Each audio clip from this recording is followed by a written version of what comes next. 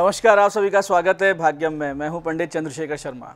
दर्शकों, शुरुआत करते हैं आज के सुंदर दिन की ईश्वर के स्मरण और पंचांग के ज्ञान से, क्योंकि पंचांग का ज्ञान जहां आपके लौकिक कार्यों की सिद्धि की चाबी है, वहीं ईश्वर का स्मरण आपकी आत्मिक उन्नति का आधार।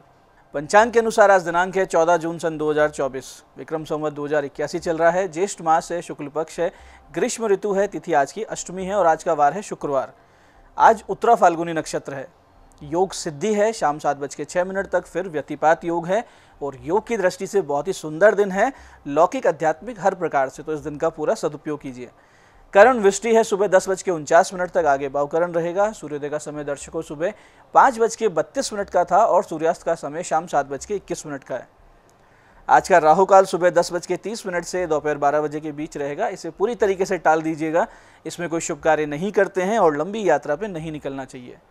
अभिजीत मुहूर्त आज दिन में 11:59 से दोपहर 12:54 के बीच है। दिन में 4 बार दुष्ट मुहूर्त भी रहेंगे, इन्हें बहुत ध्यान से समझ के सूझबूझ से टाल दीजिएगा। यह है सुबह 8:18, सुबह 9:13, दोपहर 12:54 और 1:50। आज का दिशा शूल दर्शकों पश्चिम दिशा में। तो पहली कोशिश तो ये कि पश्चिम दिशा की यात्रा को आप टाल दें, लेकिन अगर जाना बहुत ही जरूरी है, अनिवार्य रूप से आप ये यात्रा करना चाह रहे हैं, तो फिर इसका एक छोटा सा परिहार कर लीजिए। परिहार इस प्रकार है कि पश्चिम की ओर मुख कीजिए और थोड़े से जौ या राई के दाने खाकर पहले 5 कदम पीछे चलिए और इस दौरान अपने हृदय में अपने इष्ट का ध्यान करके उन्हें अपने हृदय में स्थित मानते हुए और फिर ये यात्रा कीजिए। तो यात्रा भी सुंदर रहेगी, दिशाशूल आपको नहीं लगेगा। आज का शुभ समय दर्शकों, यानी आज के दिन का सदुपयोग करने का जो समय है वो है सुबह 8 बजे से लेकर सुबह 10:30 तक, फिर दोपहर 12:30 से 2 बजे तक और फिर शाम 6 से 7 बजे के बीच।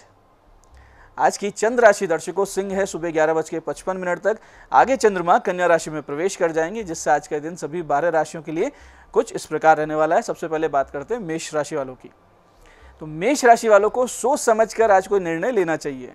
वहीं वृष राशि वाले सूझबूझ से सुलझा लेंगे घर के विवाद। तो मिथुन राशि वालों को कोई अपना ही व्यक्ति दुख पहुंचा सकता है।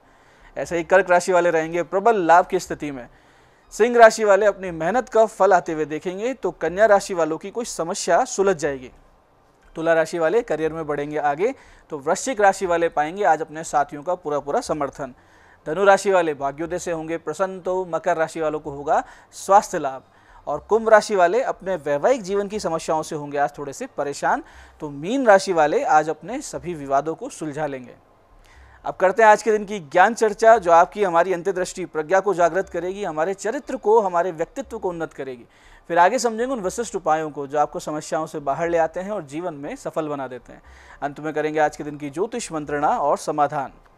दर्शकों, हमारे शास्त्रों में छोटे छोटे श्लोकों के माध्यम से बहुत से धर्म संबंधित गूढ़ सूत्र उपदेशित हैं, जो हमारे जीवन को पूरी तरीके से बदल सकते हैं, परिवर्तित कर सकते हैं, हमें सही राह दिखा सकते हैं। ऐसा एक श्लोक इस प्रकार है कि माता पित्रोर गुरु मित्रे विनीते चोपकारिणी दीनानाथ विशिष्टेषु दत्तम तत्सफलम भवेत। छोटी सी बात है, लेकिन इस श्लोक का अर्थ समझिए और इसके गूढ़ार्थ भावार्थ को अपने जीवन में उतारिए। जीवन बहुत सुंदर हो जाएगा। इस श्लोक में बताया गया है कि किन्हें कुछ दिया गया तुरंत प्रभाव से शुभ फल या पुण्य फल में परिवर्तित हो जाता है।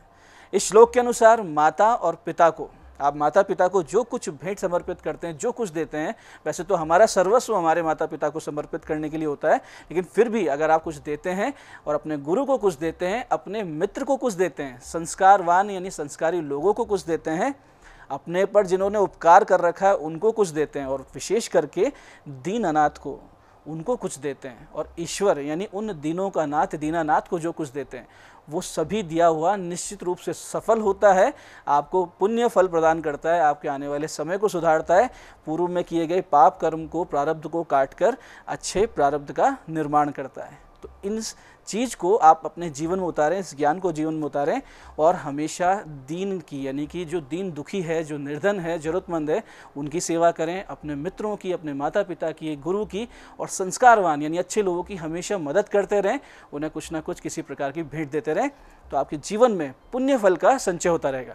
तो ये था आज के ज्ञान चर्चा का सार। अब बात करते हैं उन विशिष्ट उपायों पर जिनसे आपको एक ईश्वरीय सहायता प्राप्त होती है, एक प्रेरणा प्राप्त होती है, एक शक्ति स्रोत प्राप्त होता है, जो आपके संकटों का नाश करके आपको जीवन में सफल बना देता है। सबसे पहले बात करते हैं उनकी जिनका जन्मदिन है। तो जिनका जन्मदिन है, आप सब लोग आज सुबह दही और बर्फी मिलाकर पक्षियों के निमित्त किसी पार्क की दीवार पर रखें। साथ ही दोपहर 1:18 से 2:05 के बीच पाइनएप्पल के जूस से भगवान शिव जी का अभिषेक करें और फिर 11 माला लघु मृत्युंजय ओम होम जूम सह ओम होम जूम सह इसका जप करें। अपने घर पे तुलसी जी का एक नया पौधा एक गमले में लगाएं और इसके बाद रात्रि में निर्धन महिलाओं को आप वस्त्र दान करें। ये छोटे छोटे 2-3 उपाय करेंगे, आने वाला वर्ष बहुत ही सुख शांति से सुकून से ईश्वरीय अनुकंपा के साथ बीतेगा, इसमें कोई संदेह नहीं। ऐसे जिन लोगों को आने वाले समय में किसी बहुत बड़े काम के लिए किसी से मिलना है, कोई डील फाइनल करनी है, कोई बड़ी बिजनेस के लिए आपको अपॉर्चुनिटी आई हुई है जिसके लिए बड़े बड़े लोगों से आपको मुलाकातें करनी है, या फिर किसी नौकरी के लिए आवेदन कर रहे हैं, इंटरव्यू देने वाले हैं, या अपने इंक्रीमेंट के लिए आप कोशिश कर रहे हैं, आपको बॉस से मिलना है, बड़े अधिकारियों से मिलना है, तो आज एक छोटा सा काम कर लीजिए। ये सारी चीज़ें आपको बहुत सहजता से सिद्ध होने लगेंगी। करना सिर्फ इतना है कि सुबह 10:30 से 12:30 के बीच किसी वृद्ध महिला को भोजन करवाएं। उस भोजन में मीठा दही और मावे की बनाई हुई मिठाई बहुत ही ज़रूरी है, ये अवश्य रखें। इसके बाद जब आप वापसी में किसी देवी मंदिर जाएं, रास्ते में आएँ तो वहाँ चांदी के तार के 7 छोटे छोटे टुकड़े अर्पित करें और भगवती से अपनी जो मनोकामना जिसके लिए आपने सब कुछ किया है वो भगवती को कहें और आधा घंटे तक वहाँ बैठकर ध्यानपूर्वक बिना गिने मन ही मन इस मंत्र को पूरी समर्पण से पूरे मनन करते हुए करें। निश्चित रूप से आपको इसका लाभ होगा और जो कार्य आप करने वाले थे या जिस कार्य के लिए आपने सारा उपाय किया है उसकी सिद्धि के रास्ते खुल जाएंगे। तो जो मंत्र जाप करना वो इस प्रकार है, ध्यान से समझिएगा। ओम प्रज्ञा पारमिताय नमः, ओम प्रज्ञा पारमिताय नमः। भगवती का ध्यान करके मंत्र जप कीजिए, चमत्कार घटित होंगे। ऐसे दर्शकों जो लोग आर्थिक रूप से बहुत ज़्यादा परेशान हैं, हर प्रकार से कोशिश करके देख लिए लेकिन आर्थिक स्थिति ठीक नहीं हो रही है, तो उनको आज एक छोटा सा काम कर लेना चाहिए जिससे नए आर्थिक संबल मिलेंगे, नए नए रास्ते खुलेंगे। करना सिर्फ ये है कि 8 लाल पुष्प आप घर में 7:30 से 8:15 बजे के बीच लेके आएँ शाम के वक्त। अष्टलक्ष्मी के रूप में उनका पूजन करें और ओम श्रीम श्रीये नमः, ओम श्रीम श्रीये नमः ये मंत्र जाप करते हुए प्रत्येक पुष्प पे थोड़े से चावल यानी अक्षत, थोड़े से कुमकुम और मिश्री ये डालते जाएं और भगवती लक्ष्मी का ध्यान करते जाएं। जब उनका पूजन आप कर लें अष्टलक्ष्मी का, उसके बाद में बिना गिने मन लगाकर बिना माला के आधा घंटा आपको इस मंत्र का जाप करना है। ओम सीता देवी महालक्ष्मी नमः, भगवती सीता का ध्यान करें।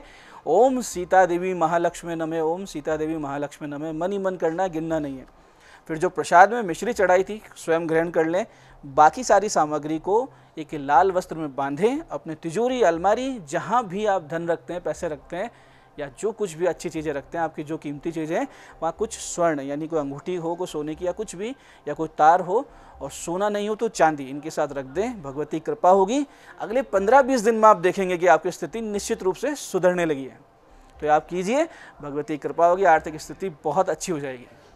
तो ये थे आज के विशिष्ट उपाय जो आपको समस्याओं से बाहर ला रहे हैं, मनोकामनाएं आपकी पूरी कर रहे हैं। अब बात करते हैं आपके सवालों की। आपके सवालों में आज हमारे पास जन्म पत्रिका आई है हमारे दर्शक मुकेश जी की।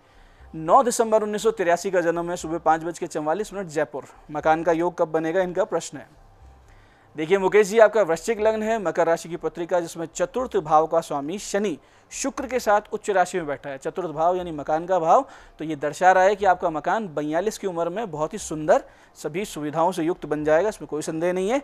आप गुरु और चंद्रमा के जप करवा कर एक पुखराज और एक मोती अवश्य धारण कर लीजिए, आपकी मनोकामना पूर्ति के रास्ते खुल जाएंगे। आज की दूसरी पत्रिका ये हमारे दर्शक दुर्गा दत्त जी की।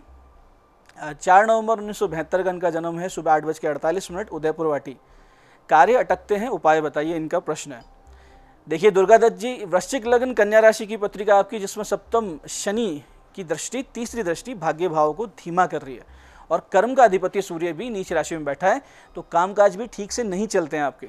आप सूर्य और चंद्र के जप करवाइए, एक मोती पहन लीजिए, नीम, पीपल और बरगद के पौधे अधिक से अधिक संख्या में लगाइए, खास करके शनिवार के दिन, तो बहुत जल्दी आपको आराम आएगा, कार्य अटकने बंद होंगे, भाग्योदय निश्चित रूप से होगा।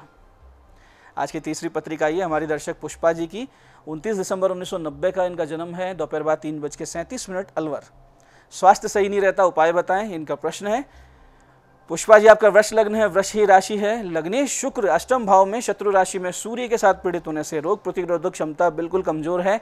अष्टमेश गुरु भी आपको बहुत ज़्यादा परेशान कर रहे हैं। शुक्र बुध के साथ साथ गुना जप करवा के और गुरु संबंधित दान करना शुरू कर दीजिए, जैसे चने की दाल है, गुड़ है, ये गौ माता को खिलाइए। गले में एक अच्छा सा फायर ओपल पहन लीजिए, बहुत ही जल्दी आपको आराम आने लगेगा, इम्यूनिटी आपकी सुधरने लगेगी। तो ये था आज का पंचांग उपाय और ज्ञान चर्चा। मैं पंडित चंद्रशेखर शर्मा ये आशा करता हूँ कि आप बताए हुए उपायों को सही विधि, सटीक समय, अटूट श्रद्धा से कर अपना पूरा लाभ उठाएंगे और जो ज्ञान चर्चा, जो सत्संग हमने किया है, इसे अपने जीवन में उतार के अपने जीवन को सुंदर बनाएंगे, शिवमय बनाएंगे, सत्यमय बनाएंगे और आनंदमय बनाएंगे। मैं महादेव से प्रार्थना करता हूँ कि जब आप हमारे बताए हुए उपाय करें तो आपके कष्टों का निवारण अवश्य हो और मनोकामना पूर्ति निश्चित रूप से हो। कार्यक्रम में बने रहने के लिए बहुत बहुत साधुवाद। भगवती आप सबका कल्याण करे। जय आदिशक्ति।